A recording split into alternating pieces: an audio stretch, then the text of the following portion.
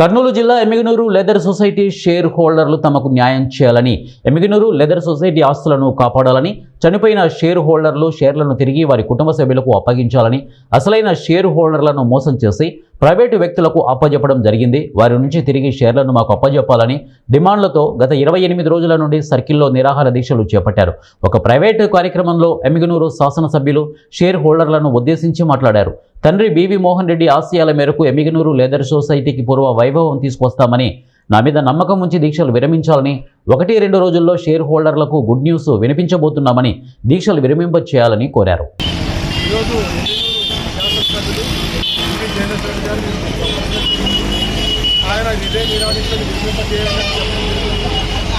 ఆయన చేయాల్సినటువంటి ప్రభుత్వ అన్ని విధాలుగా పెట్టాను.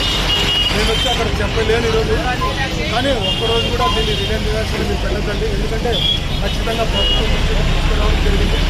ఈ లెదర్ కార్మికులకు న్యాయం 100% జరుగుతుంది. కాబట్టి నేను ఈ 2-3 రోజుల్లో ఖచ్చితంగా ఒక పెద్ద సభ ఏర్పాటు చేసుకున్నాము. అక్కడ అందరికీ వివరంగా నేను చెప్పగలను అని ఆయన మాట్లాడడం జరిగింది. గతంలో 28 రోజుల కిందట ఏదైతే విజయాధికారి మొదలుపెట్టిన ఒకరు మరణించారు, ఒకరు పెరాల్సి వచ్చి కాల్ చేయబడిపోయింది. ఇలాంటి బాధలు నేను చూడలేకపోతున్నాను. అందుకనే ఇమ్మీడియట్గా ఆయన చెప్పడం చెప్పినాడు, మాట కూడా ఇచ్చాడు. జరిగిన సక్సెస్ కూడా నాకు పర్సనల్ చెప్పడం జరిగింది. అందుకని నేను వచ్చి ఈరోజు వాళ్ళకి నిమ్మరసం ఇప్పించి విలేజ్ ఆపేస్తున్నాను. త్వరలో ఏం జరిగిందో సక్సెస్ ద్వారా మనకు భవిష్యత్తులో సమస్య పరిష్కరించకపోతే మళ్ళీ ఏ విధంగా 100% రేపు ఎమ్మిగనూరుకి మహా జాతర జరుగుతుంది. కాబట్టి 5వ తారీఖు అది 10 రోజుల పైన వస్తుంటుంది. కాబట్టి సుమారు 10వ తారీఖు లోట ఎటువంటి ఆన్సర్ మాకు దొరకకపోతే లెదర్ సొసైటీ కార్మికులు ఎమ్మెల్యే గారు మాట ఇచ్చిన మాట ప్రకారమే నెల రోజుల క్రితము అకస్మాత్తుగా సొసైటీని తనిఖీ చేసి ప్రత్యక్షంగా అక్కడ జరుగుతున్నటువంటి చీకటి వ్యాపారాన్ని గుర్తించి, అదేవిధంగా షేర్ హోల్డర్లు ఏ విధంగా మోసం చేస్తున్నారో గుర్తించి, అదేవిధంగా అనేక రకాలుగా ఈ రోజున రోడ్డున పడ్డారని చెప్పేసి గుర్తించి అక్కడి నుంచి ప్రత్యక్షంగా అధికారులకు ఆదేశాలు కూడా ఇవ్వడం జరిగింది. ఈ యొక్క సొసైటీ విషయంలో పరిశీలన చేసి ఒక ఏదైతే ఇక్కడ వ్యాపారం జరుగుతూ ఉందో, ఏ విధంగా అయితే మోసం చేస్తూ ఉన్నారో వీటన్నిటిపైన మాకు ఒక ఖచ్చితంగా ఆదేశాలు అధికారులకు ఇవ్వడం జరిగింది. అట్లా ఆ రోజు నుంచి ఈ రోజు వరకు కూడా ఈ పోరాటం అనేది నిరంతరం కొనసాగుతూనే ఉంది. అందులో భాగంగానే ఈ రోజున ప్రియుల నిరాహార దీక్షలో 28వ రోజు ఏర్పడడం జరిగింది.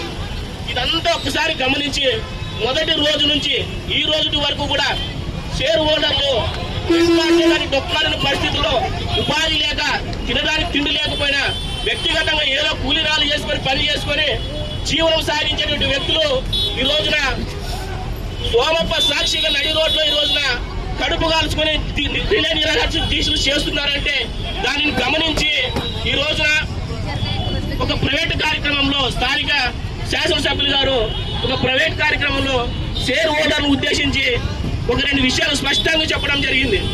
మొట్టమొదటి విషయం ఏమంటే ఈ యొక్క రీల దీక్షను ఉద్దేశించి చాలా బాధపడ్డాడు.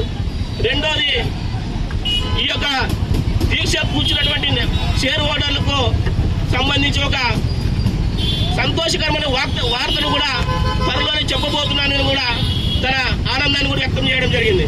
మొదటిగా ఆయన బాధపడ్డ విషయం ఏమంటే ఈ రోజున షేర్ హోల్డర్ అనేటువంటి వ్యక్తులు చాలా పేదవారు, దళితులు అని చెప్పేసి వీరికి ఆర్థికంగా పూర్తిగా చితికిపోయిన వ్యక్తులు. కాబట్టి వీరు పని చేస్తేనే కానీ మీకు అన్నం పుడుతుంది, లేకపోతే లేదు. ఇలాంటి వ్యక్తులు ఇంత